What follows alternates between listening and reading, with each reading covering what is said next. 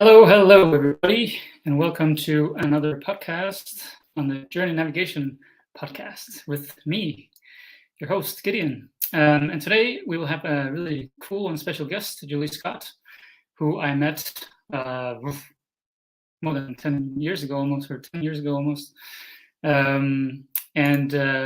She describes herself as the self-expansion guide and self-proclaimed feel-good junkie. So I look forward to get some expansion on that. So let's bring her on here. Hey. And see if we have a good connection. I think we do. Okay, good. How are you doing?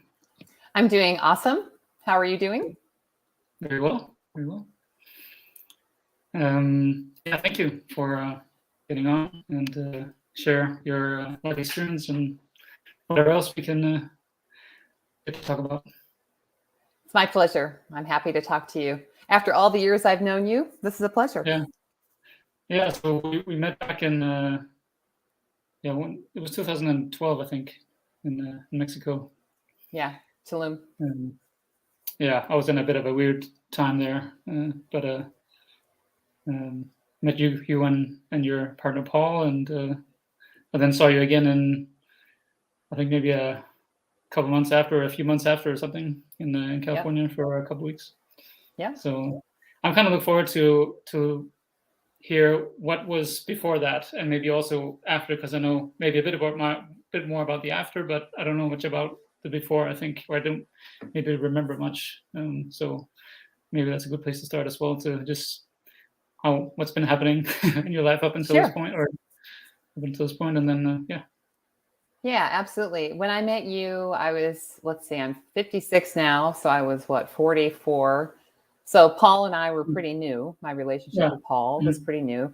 And prior to meeting Paul, it was really, I was on this journey of my own to figure out who I am, what I want, and what I wanted the rest of my life to look like. Because up until that point, I had been married and unhappily married, but pretending that I was happy and doing all the things I thought I should do until, and I realized that for years I had been like stuffing my emotions and not really being honest with myself. And I also call myself a recovering people pleaser because I was doing everything for everybody else because I thought that's what made me valuable.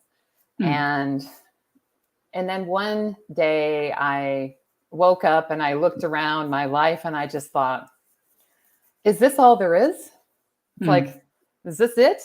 And I was just so restless and unhappy and kind of bitter and resentful, but I didn't really even know why I was, right? It was just kind of this underlying hum. But from the outside, I looked like I was happy because, like I said, I was good at pretending that everything was fine.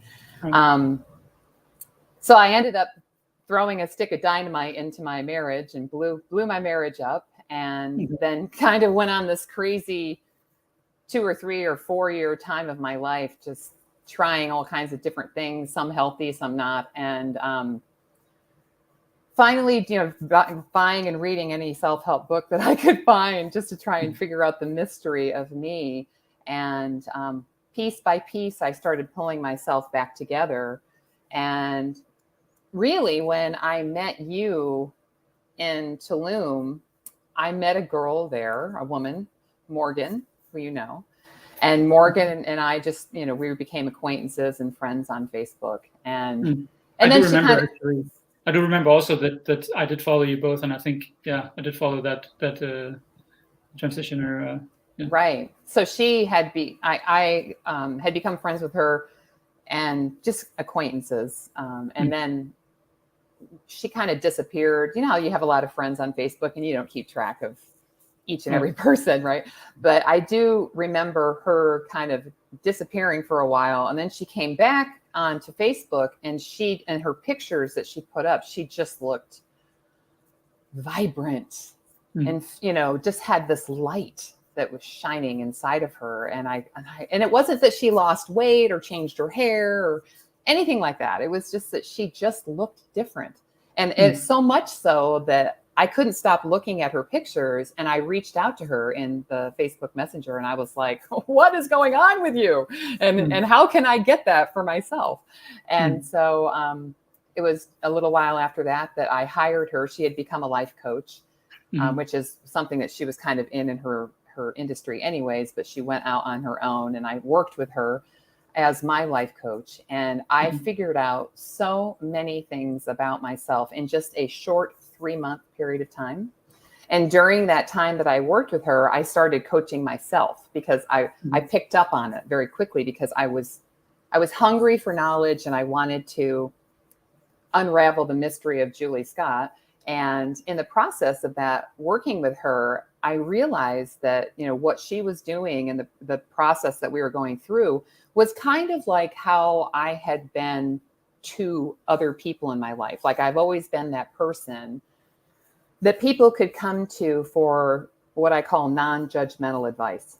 I always was the person that people would come to. Not that my house was in order, but I was good at listening to other people and helping them figure out what was going on in their own life. And so that led me into what I do today, which is I'm a life coach, but I like to call myself a self-expansion guide, because it feels more authentic to what I actually do with the people that I work with.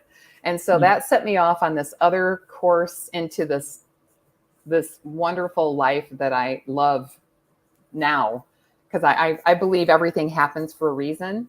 I met her for a reason. I met you for a reason.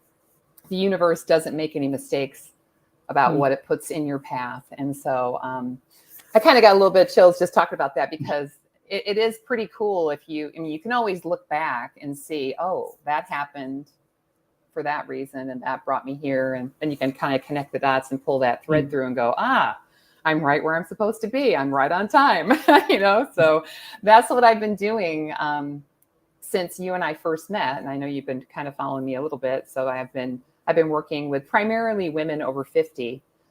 And I'm passionate about that simply because I think society tells us that once we turn 50, you're old. It's over.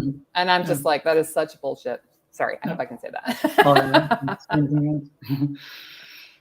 Oh yeah, I mean, there are so many social norms that are, and that's probably also what you found out, I guess, in your transition, that there are so many things that that is, what I call paradigms, or just habitual thinking, and because we don't maybe ask enough questions, or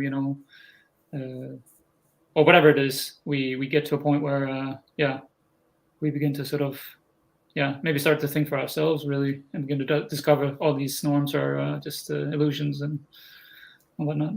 Well, start questioning things. I think, because I think we take on so many beliefs that we don't even realize that we haven't chosen them for ourselves. Maybe we got them from our parents or other adult authority figures in our life growing up. And then I think we just kind of get sucked into what everybody else is doing. And then we realize that because we haven't chosen those things for ourselves, that's where the disconnect is. It's like, wait a minute, this doesn't feel right. But more often than not, people don't really even question why they're feeling that disconnect, right? So it's a one thing. Go ahead. Yeah. So with regards to, we know society, but when I look back at my life, I also know that there's more to it than maybe just my society, but also like it could be family relations or friend relations or just any other relationships or experiences. Is there any other specific experiences or environments that now that's shaped you into the people pleaser and that sort of thing?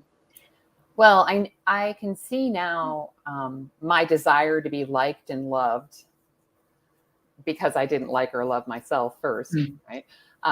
Led me into, relationships that weren't right for me, friendships that maybe weren't good for me, jobs that weren't right for me.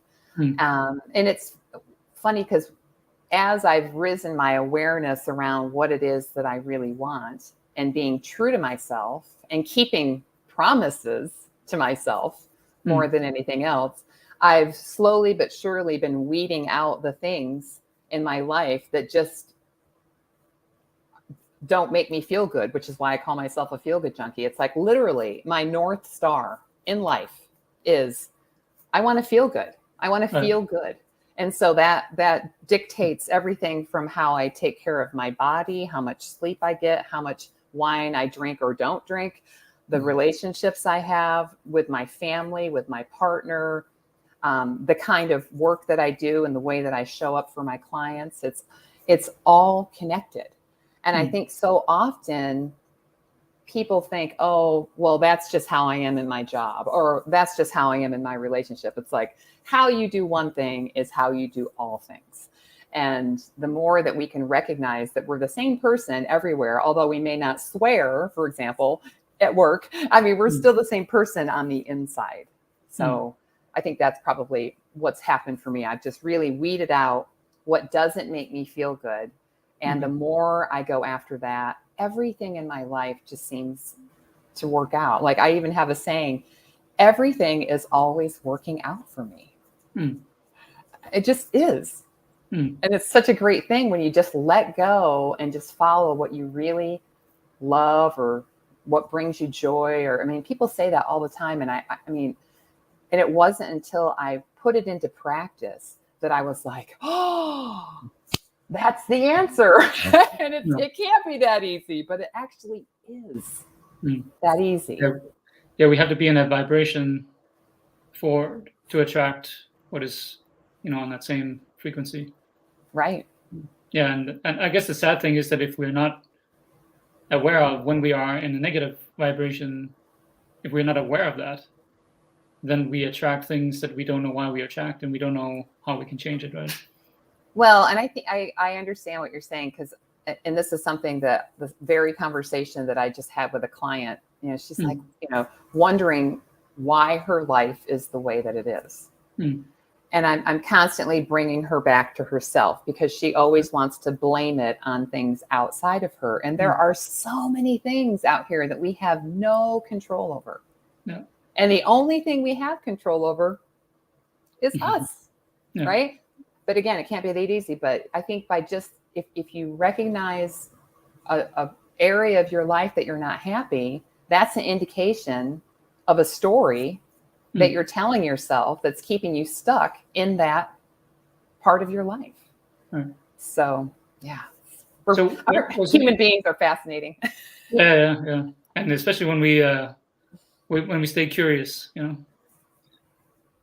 Yes. So what made you sort of wake up to those things? I mean, Morgan, was she just simply mirroring you in a way where you just began to wake up to things that you didn't, or was there any specific things that happened? Or I think it was, I chose to work with her because she is an intuitive.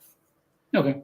And I looked at that as somebody who I couldn't hide. You know what I mean? Because I'm like the most convincing person that I know. And because I had spent decades lying to myself, I needed somebody who could see through my BS. And that's what she was. I mean, she would mirror things back to me, like the things that I would say. She's like, you realize you just said that you're stupid like 3 times, or, or something like, just the things that we say are connected to what we believe about ourselves. And so often that's on autopilot, and we don't even recognize that we said, oh, I'm stupid. That was so stupid that I did that. And it's like, you have to pay attention to what you're saying, because you're listening. Right. Yeah. And when we do that all the time, that's going to be our habitual way of thinking and whatever. Yeah. Very true. So when I'm curious, because I remember you were giving yourself a challenge to do a lot of training to be in a contest or something. But that was around when you that was around when you were. That's about, was it 6 years ago or something? Or yes, it was. And to the point that I made earlier, when I was 49 years old and that 50 was looming in the distance, I was like, oh, I started falling into that feeling of feeling old, right? And I started buying into what society was telling me. When you think about it, I don't know about in Denmark, but here in the States, for someone turning 50, they have black balloons. Oh, really? Yeah. over the hill birthday cards. Like, wow. I mean, that they're hammering into you that you're All right. old. Yeah. And I was getting sucked into that, right? I was starting to notice, I'm like, oh, I've got wrinkles, or all this stuff.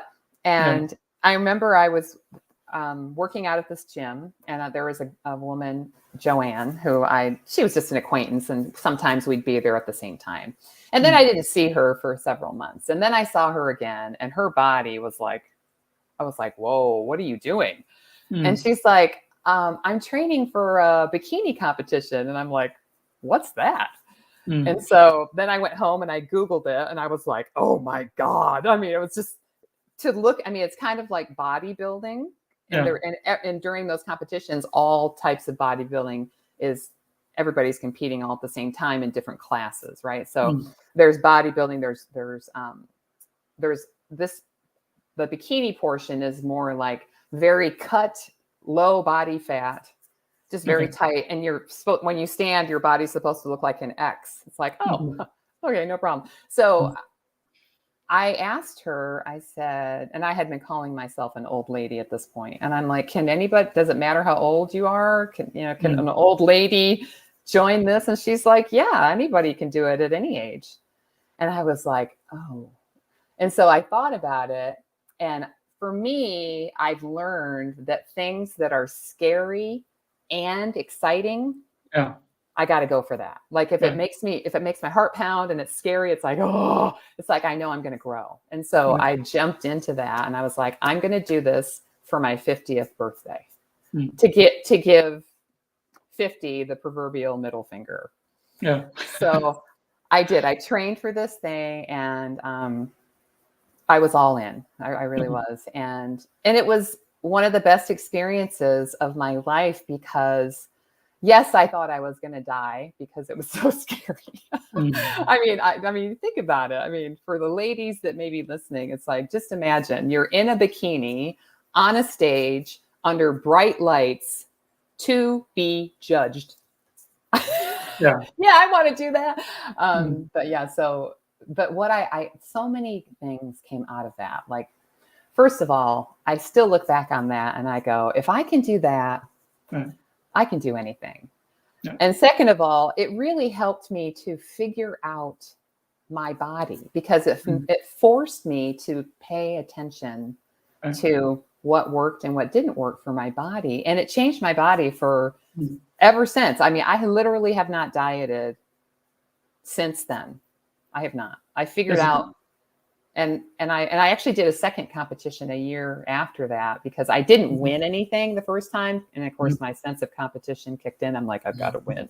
So I did it the next year, and actually won everything that I entered, and I won like 3 medals, and so then I was like, okay, now I'm done. But it was a great journey to do, and I think that we need to do things that are scary and exciting, because we can surprise ourselves at how we rise. I mean, you've done so many things in the time that I've known you. I mean, you are fearless, or at least you seem like you're fearless. But I have to say that those kinds of things, though, you grow from them, right? And it's also something you can lean on for forever, and it's so important. What was I going to ask? How long was the period over, the first one?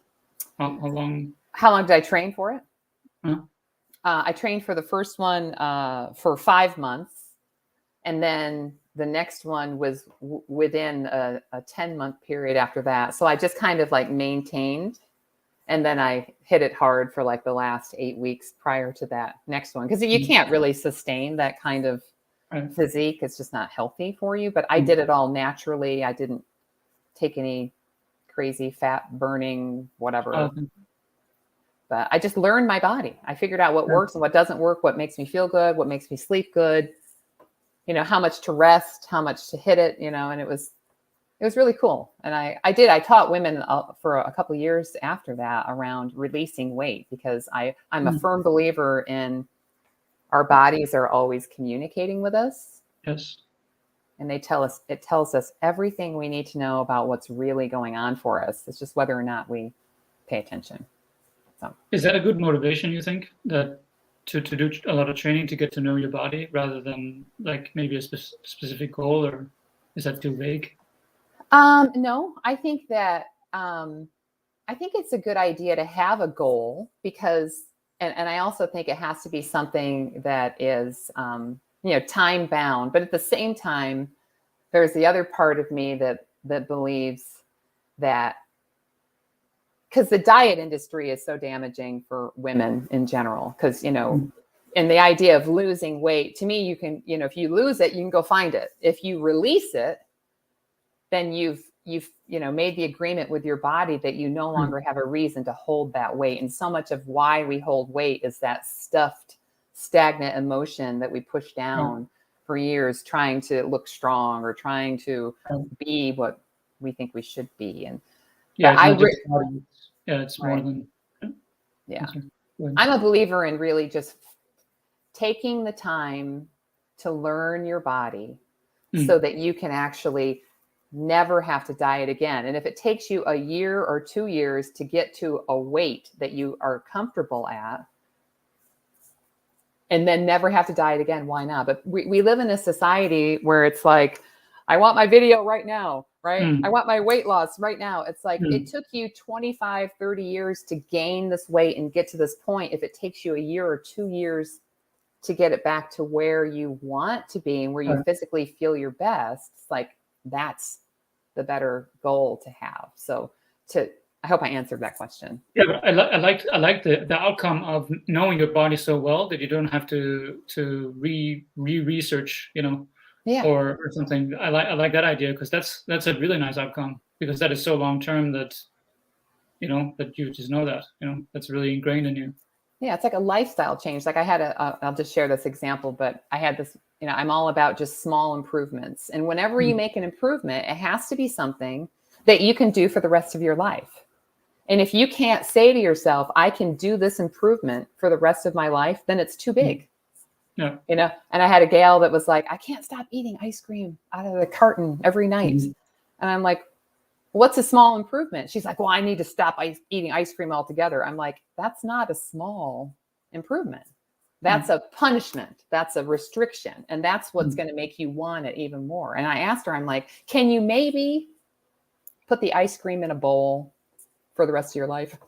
That's an improvement, and then go from there. Then maybe decrease the amount or decrease the number of nights a week or whatever. It's like, go slow, be kind to yourself, give yourself some grace. But, we're so conditioned with that diet mentality to make it happen. Like, I want to be skinny for my wedding or for, I'm going to go to a wedding or on vacation. It's like, how about for life? Right. Yeah, I have actually a good way to get started. I mean, I've done it twice now, where beginning of 2019 and the beginning of this year, I wanted to just start doing exercise on a regular basis, because even though I'm fine, in that sense, but of course it's good to do something. Getting started is obviously the challenge, right? To get into a rhythm. So I've tried to do one push-up, January 1st, I do one, and then the next day I do two, and then three, and I'm still going, right? So, but and of course you don't have to continue, but that you can just continue with the rhythm of exercising or doing something, Right. And because it's so easy in the beginning, and you gradually, you go up gradually in such a slow way that you're not really, it's just becoming a natural habit, and again, also if you did something like you said for a too short of amount of time and not building the habit, then you're just sort of sore the next day, and then you have a good chance of just being discouraged and whatever, right? So building the habit is more important than building the muscles or whatever it is, releasing. Absolutely. Right. And I always, just like I said, again, my North Star, what makes you feel good? If you're really honest with yourself, not moving your body does not make you feel good. Eating crappy food every day does not make you feel good, right? I'm not saying you can't ever not, eat a burger and fries or pizza or whatever it is that you like. I'm just saying, be honest with yourself. It's like, do you really feel good after you eat a burger and fries, or do you feel kind of tired and sluggish? No. That's all. So. Cool. So the next one I want to ask is just about your book, And I have a bit of a picture here. Yay! That's my I book. think it's such a, it has so much energy, that picture. Thank you. You Yeah. just Yeah, so, I wanted to write a book for quite a few years, and it was scary, right? I mean, as you know, I mean, you wrote a book before I wrote a book, right? I mean, it's not a piece of cake to write a book, right? So I joined a writing group because I knew that I needed support, and yeah, I mean, I have a good story around that though, if I can share yeah, it. go for it. All right. So I had read this book called E Squared by Pam Grout. I don't know if you're familiar with it, but I I've heard about it. Okay. highly recommend that book. And it's what's cool about it is she gives you 9 experiments to prove to you how powerful of a creator you are. Right. So one of the experiments is, for example, she has you get an egg carton, obviously an empty egg carton, and she has you fill it with dirt and put seeds in it of whatever plant you'd like to grow. And she has you intend for either the right or left row to grow faster and taller than the other. And it does. Okay. Yeah, I heard about those things. Yeah, that's so Yeah. crazy. So, right. So another thing she always has, she suggests in this as another experiment is to ask the universe or whatever higher power you relate to, ask a question and ask for a response within 48 hours. And I was like, I'm going to demand a response from the universe in 48 hours. Okay. I mean, it just sounded so crazy. But when I had been thinking about writing a book, and in fact, I had written a couple of outlines and, never got any further than that. So I'm at the gym and I'm on the treadmill and I'm reading this book and I'm like, okay, I'm going to give this a shot. And I'm like, am I meant to write a book? If I'm meant to write a book, I need an undeniable sign, something that I can't confuse with something else. It has to be undeniable. And I want that sign in 48 hours. And then I just put it out to the universe, right? And kind of forgot about it. And then I think it was actually 52 hours later. So I was a little over 48 hours, but I got a phone call from a work colleague. She lived in Atlanta, Georgia, and she was calling to tell me that her job was changing and that her and I would no longer be talking on a regular basis. But yet we had created a friendship over the years that we talked. And she's like, just wanted to say, it's been great working with you. Let's remain friends, but we won't be talking on a regular basis. So we were talking for, 10 or 15 minutes. And it came to that part in the conversation where it's like that lull. And I was like thinking, I'm going to say, okay, well, take care. And I was like inhaling to say just that. And she goes, you know what? You should write a book. And I'm like, oh my God. I mean, it was, and I go, why did you say that? And she says, just because all the times I've ever talked to you, just have so many great stories and such good advice and blah, blah, blah, blah. And I was just, I was just almost in tears because it was so crazy. But that's when I joined a book writing group and started writing the book. But yeah, that was what a process to write a book. I mean, not only the physical thing of sitting and writing, but because it was about my own story, it was like putting a magnifying glass to your life and you you can't hide. And I was just like, oh, I mean, I grew so much through that process of writing that book. It was really powerful and I'm glad that I did it. I really didn't think I could do it, but again, I can look at that and go, I did that. So another thing to build confidence and feel good about what I can actually create. Yeah, that's pretty cool. So when was that in the time of? I wrote that at the tail end of 2018. Well, I started writing it in like the summer of 2018, and I got about 70% of it written.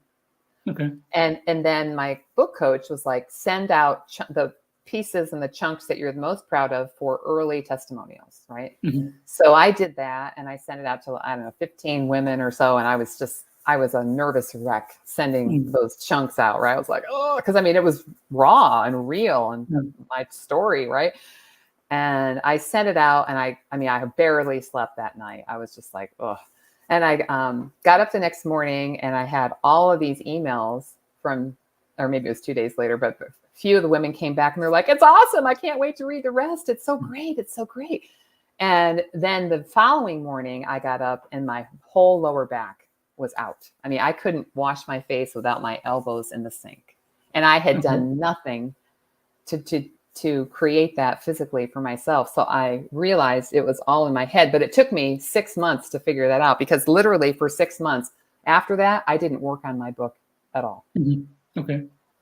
So I let it sit. That was sort of a sign that you were, something was happening with you that had to sort of get out somehow, or You know, I think what it was is that it was because I cared so much about what I wrote, and it was so real and raw. It was so scary for me to think that I was actually coming to the point where it actually would be printed and somebody could buy it and read it, that I freaked myself out, and I created this back pain such that I could not even sit at my desk. I could not sit at my desk. Well, and so I totally sabotaged myself, and my body showed up on my body physically. And that is actually when I got deeper into Dr. Joe Dispenza's work. Okay. Because I went to the chiropractor, I went to acupuncture, I went to massage therapists, and nothing helped, like at all. And I was convinced that I had a tumor or something was crazy going on with me.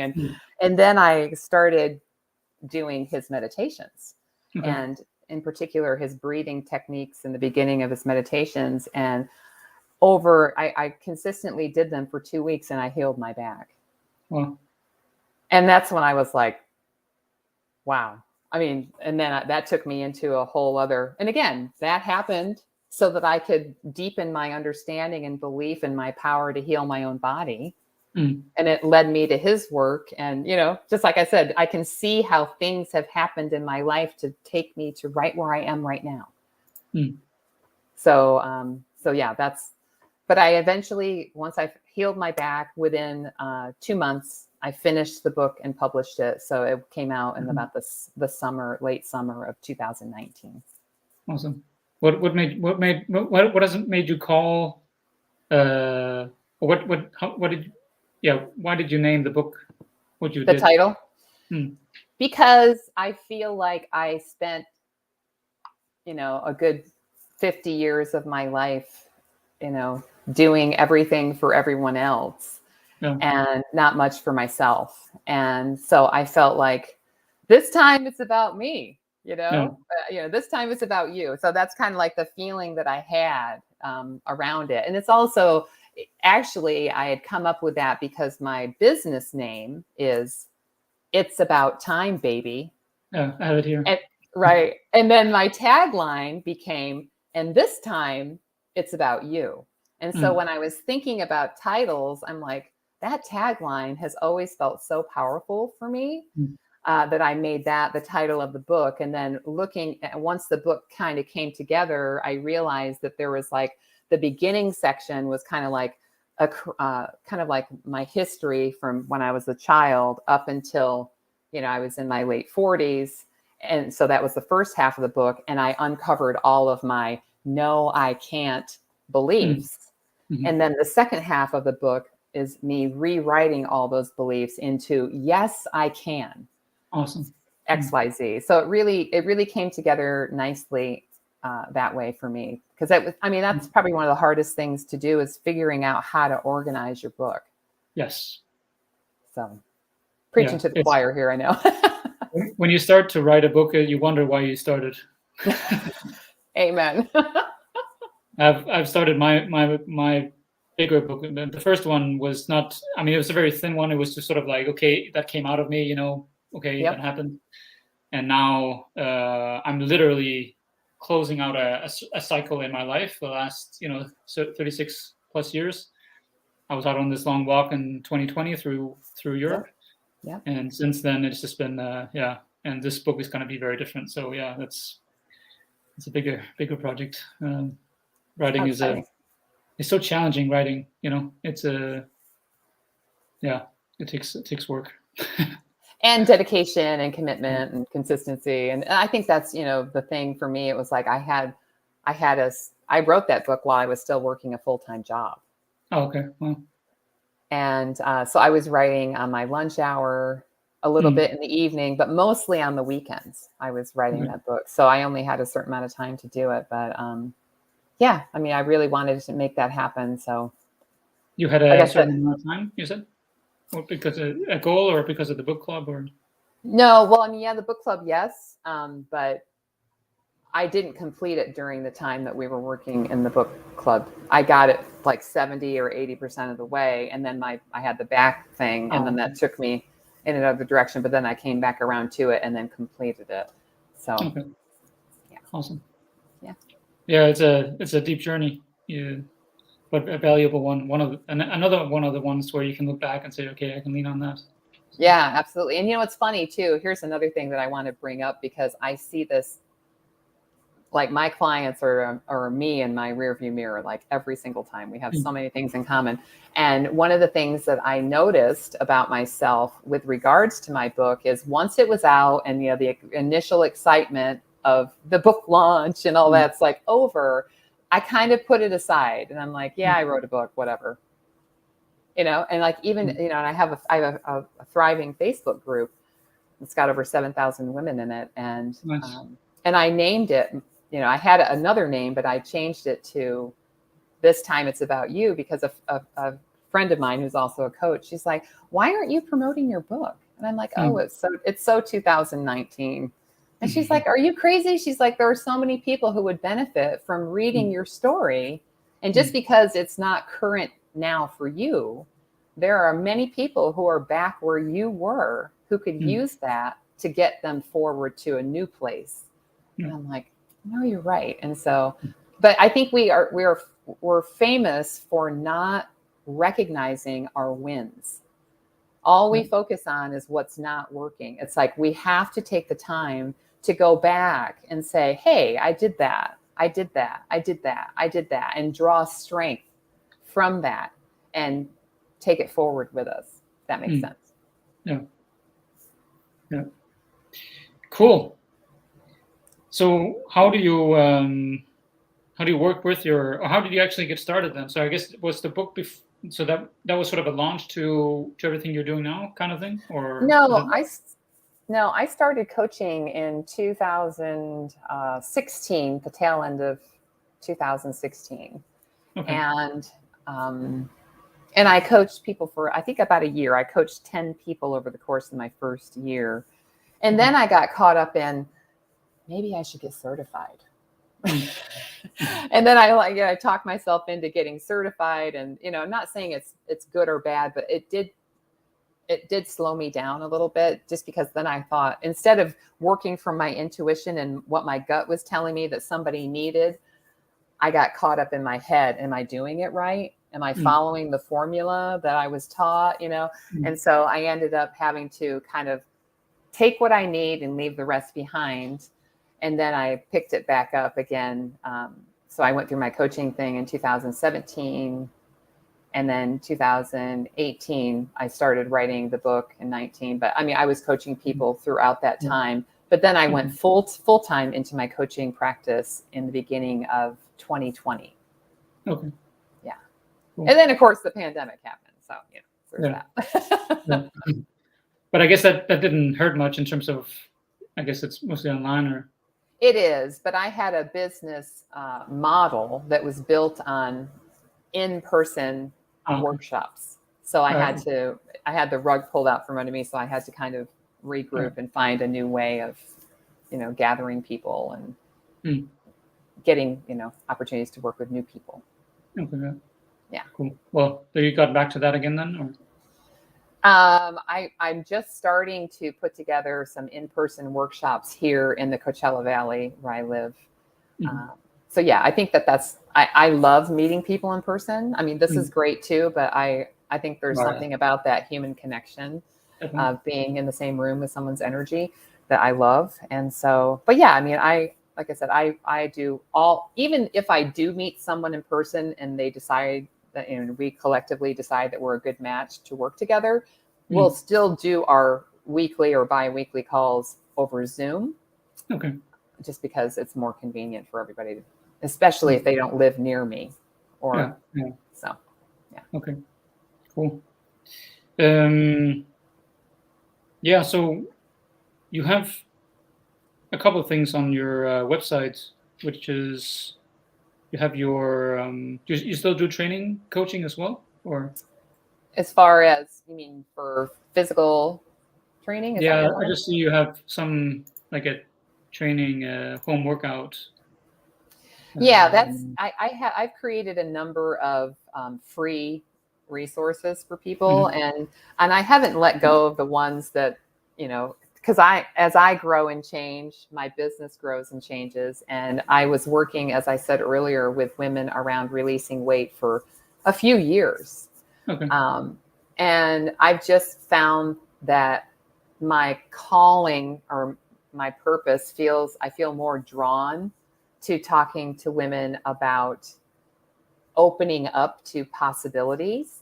And Mm, because that encompasses everything, right. opening up to the possibility that you could be the fittest you've ever been over 50, opening up to the possibilities that you are in fact valuable, even though you can't have Mm, babies anymore, opening up to the possibility that there are infinite number of things that you can do in the next 30 or 40 years of your life on this planet. You don't have to just mm, fold up and die. So because it kind of grew out of my training, or what I was working with women with releasing weight, it kind of grew into this because I know that women holding on to weight is just a byproduct of their mindset, mm, right? It just is. I mean, there are people who will say, oh, it's micros and macros and carbs and blah, blah, blah, blah, blah. It's like, yes, you want to eat healthy food, but you can do all the things. And if you're telling yourself that it's difficult for me to lose weight, yeah. whether you think you can or you think you can't, you're right. Yes, Right. you have to be open to the possibility that anything is possible for you. Mm, You won't be given a desire if it wasn't meant for you, right? So I mean, right. I just feel more lit up about Mm, talking to women about, tapping into their power, their possibilities, finding a new purpose. And maybe that's just being the best grandmother that they can be. And right. maybe their vision is that they always want to be able to physically do whatever they want to do with their grandkids till the rest of their life. And I really believe that you can be happy, healthy, dead. Mm, I'm going to just slide right into home plate. I'm not going to dwindle away. I mean, I don't mm, believe in that. I don't believe that my heart's going to attack me. I don't believe that I'm going to get cancer. I mean, I believe that my thoughts create my physical for sure. health. And I Yeah. know that. Yeah. So, Yeah. No, for sure. yeah. So do you also have male clients, or? I have worked with male clients. I've worked with, I think, a half a dozen male clients up to this point, but I do tend to focus a little bit more on women just because I do my very best to teach from my own experience. Right. And although it has translated to the men that I've worked with too. So Mm. I'm comfortable talking to either, but I tend to have more women gravitate towards me than men. Is there a difference or similarities with regards to those things in terms of, or what differences are there in terms of what issues or the ones you're working with women, and then what males may have? Is there a Not is it just? really. Oh, okay. No, that everyone has the same thing. I mean, the basis of all the work that any coach is going to do at the very base level Mm. is to learn to accept and love yourself completely. That's it. Yeah. That's the name of the game. And Mm. the thing is that we have to get through all of these layers of stories to get down to what it really is. Right. So that's why it takes time to go through this journey and figure out what it is. But I find that because I give a lot of assignments or exercises I don't mean physical exercises, but just maybe Mm. journaling things or mirror work or various things that I have my clients do to help them uncover things or Mm. discover things about themselves. With the men, they're more doing. Yeah. right? They're more doing because that's the masculine energy. And Yeah. for the women, so most of the men, I'm trying to get them to either balance out and bring in some feminine energy. Mhm. And even with a lot of the women, bringing in their feminine energy, and that is of being, Right. right? And of surrendering and letting Right. go. Because so much of what holds us back are the things that we can't let go of, that we've brought from these old experiences where we created a meaning about what that meant about us. Yeah. And that creates that filter of what we can actually see that's open or an opportunity for us. Right? So yeah, so basically this our self-image, right? The way we see ourselves, or well, I think it's about, like, for example, this is one of my favorite exercises, and I'm going to have you do it. Okay. okay. So I want you to just look around the room that you're in. Okay. Look around the room and notice anything in the room that's blue. Anything that's blue. It could be the shirt you're wearing. It could be the pants you're wearing, whatever. Just look around the room. What is blue? Got Okay. it. All right. There's some things, yes. Okay. Now I want you to close your eyes.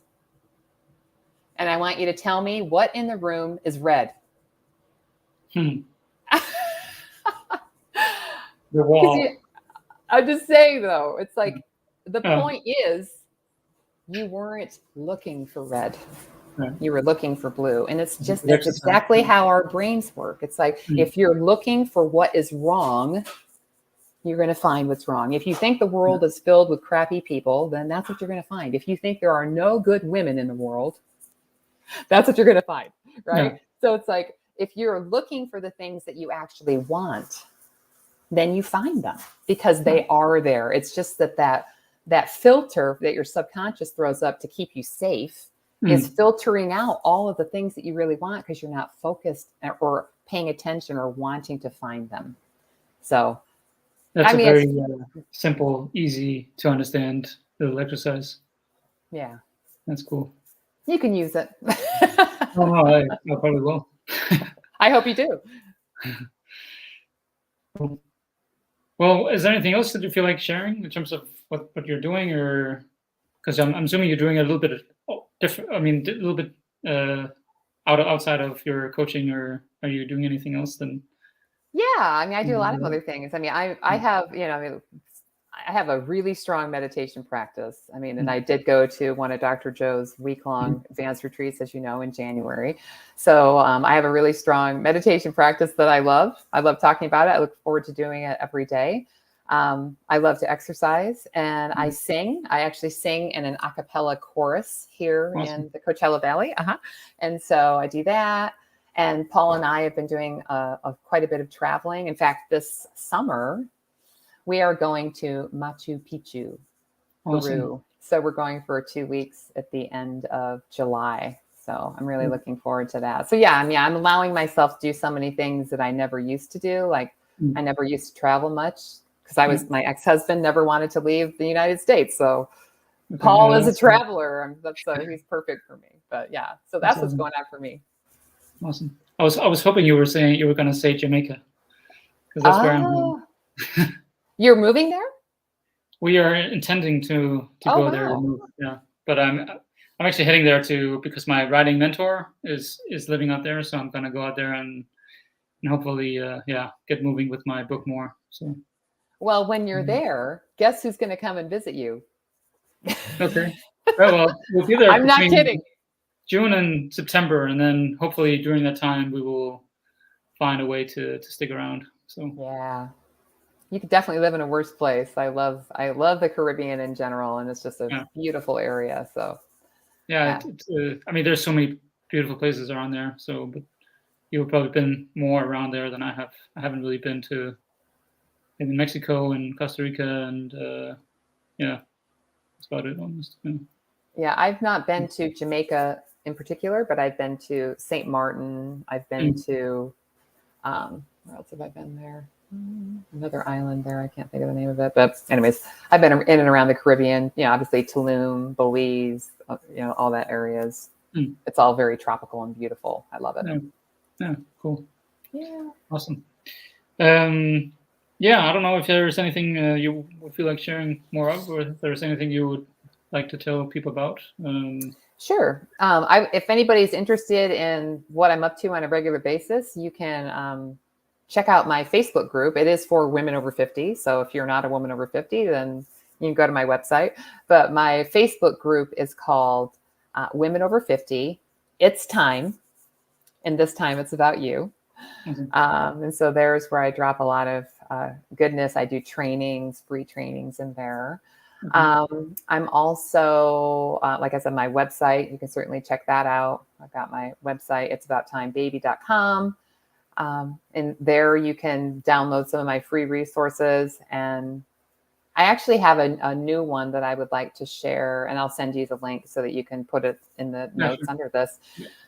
So many women that I talk to feel like they're in a rut and they're stuck and they just don't have that spark for life anymore. So I created a guide how to put the spark back into your life. Awesome. And it's just seven simple steps that you can take to, bring back that spark and maybe open yourself up to some possibilities. So I'd love to share that. And that's on your website as well, or? No, I'll have to share the link. It's in my Google Drive, so I can put it in the chat if you'd like it. Yeah, go ahead. All right. Or just do that and or send it to me after, and then I can just add it to the. I can get it right now, and I will share it with you. There it is. That's it. Cool. Awesome. Yeah, I'll share that. All right, cool. Sweet. Awesome. Yeah, so what is there else? I saw there was also this one. Oh yeah, that's one of my earlier ones that I created. But if you find that you're stuck in that hamster wheel of people pleasing, which a lot of people are, and when you think about it, we are actually trained to be people pleasers when we're kids, right? We're asked to do things that we don't really want to do in order to get love or food or shelter or connection or belonging. So I created that guide as like an initial steps to start taking to, number one, just get honest with yourself that you are in the people pleaser trap, and ways to start getting out of it. And I recommend that when you're going to start creating boundaries with other people, start with people outside of your inner circle because they're less scary. And I always use the example when I first started getting out of my people pleaser trap. I used to get the LA Times newspaper delivered to my house, and the guy that would throw the paper would throw it into my yard, and it would get hit with the sprinklers, and it would just ruin the paper every time. And so I, instead of complaining about it like I had been for months, I finally went outside one morning and caught him, and I'm like, could you please just put it in my driveway or up on my porch? If it's too much to get it up on my porch, just in the driveway, I'd really appreciate it. And he was like, sure. And I was like, he said yes. I mean, and I think we tell ourselves that we can't ask for what we want. And, or we make it this big story in our head, if I ask this, he's going to think that, or she's going to say that. It's like, it's a great guide to help get you started down that path. And I guess that's also really related to fear, a fear-based way of, I don't know, feeling or living or looking at things. 100%. Well, I mean, it's really just not thinking that you're worth taking up the space. That, who am I to ask for what I want? I mean, that's something that kept that's something that kept me stuck for many years, even after I left my husband. Or even before I left my husband, one of the things that kept me in the cycle of unhappiness was I would look at other people and I'd be like, I should just be grateful for what I have. And I discounted my own feelings. It's like, if I'm not happy, nobody else has to agree that my unhappiness is worthy of making change. I decide that. And my happiness is my responsibility, nobody else's. So it's up to me to decide what I want, what makes me feel good. And it's interesting how just that first step of saying, you know what, it's okay for me to want more. It's okay. Okay, yes, I didn't grow up in a third world country, but it's still okay for me to want what I want. So. I hope that Yeah, I helps. think the responsibility part is good both for to understand both in terms of I guess a negative way, but also a positive way. It's a really I think it's one of the most difficult things to actually begin to understand when you begin maybe your soul searching or whatever you want to call it, to actually understand that I'm actually responsible for everything.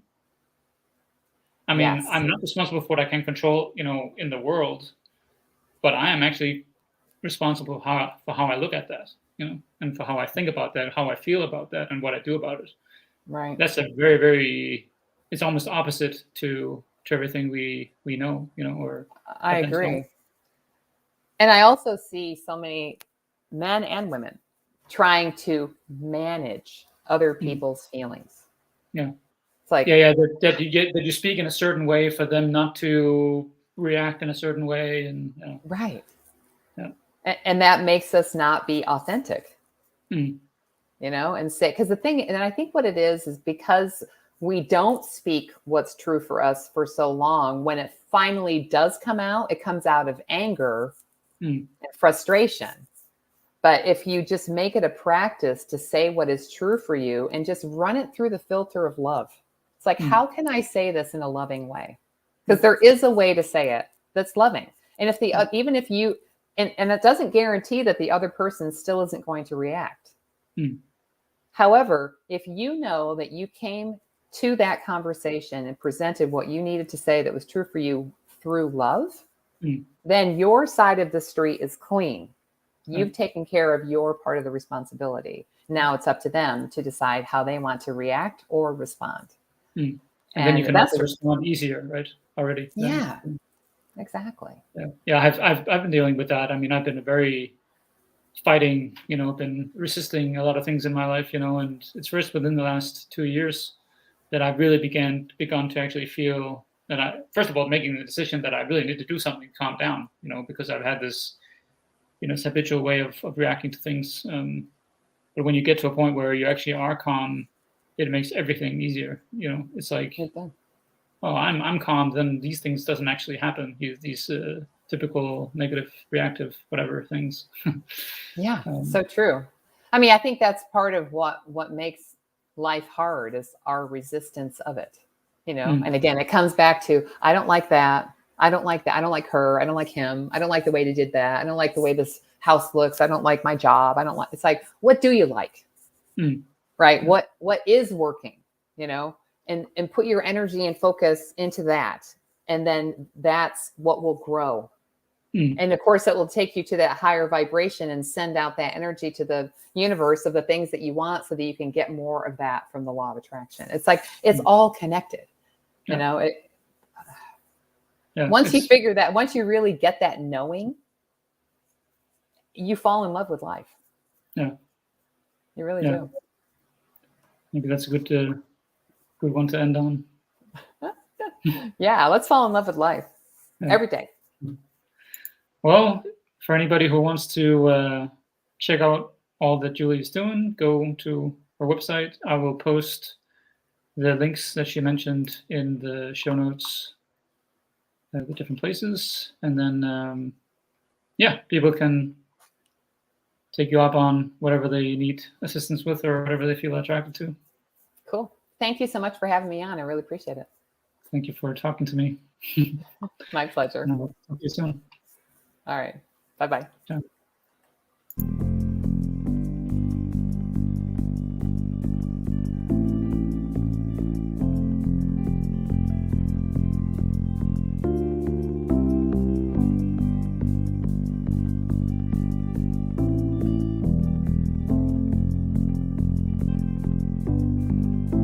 To discover your own unique journey, you have to follow your own heart.